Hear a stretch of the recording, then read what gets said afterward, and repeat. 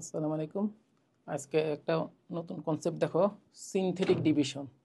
Synthetic division থেকে আমরা আংশিক বোনাসের কিছু টেকনিক দেখাবো।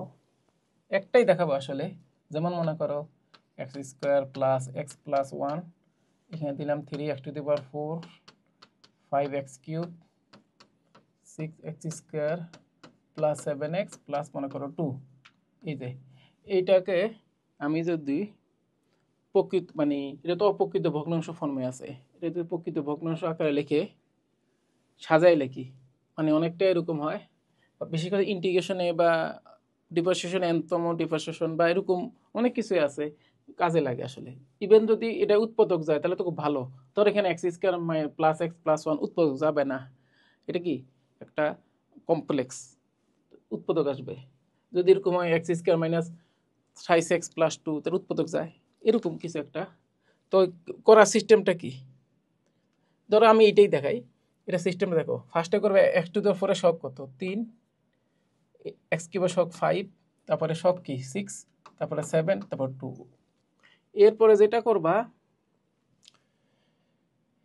এই যে x² plus x plus one, তাহলে x² plus x plus one সমান 0 ধরবা। তাহলে x² সমান কত আসে -x -1। তো এখানে x এর শক কত -1, এখানে কনস্ট্যান্ট -1। তাহলে যেটা করবে এবার দাগ নিবা, একটা হবে কত -1 -1, এবার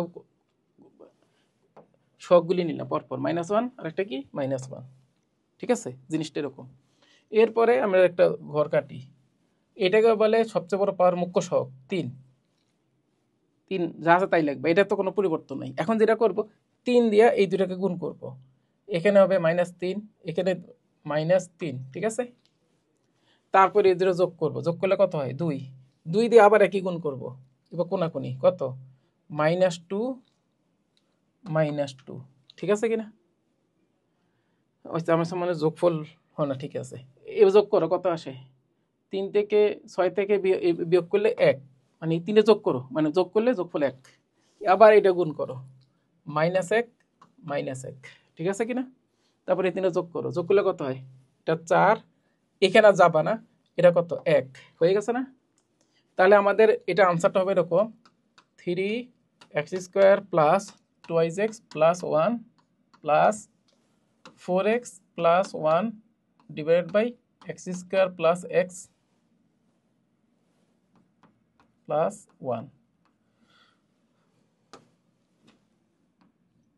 তো বুঝতে পারছো নিশ্চয়ই। আজকে পর্যন্ত, আল্লাহ হাফেজ, আসসালামু আলাইকুম।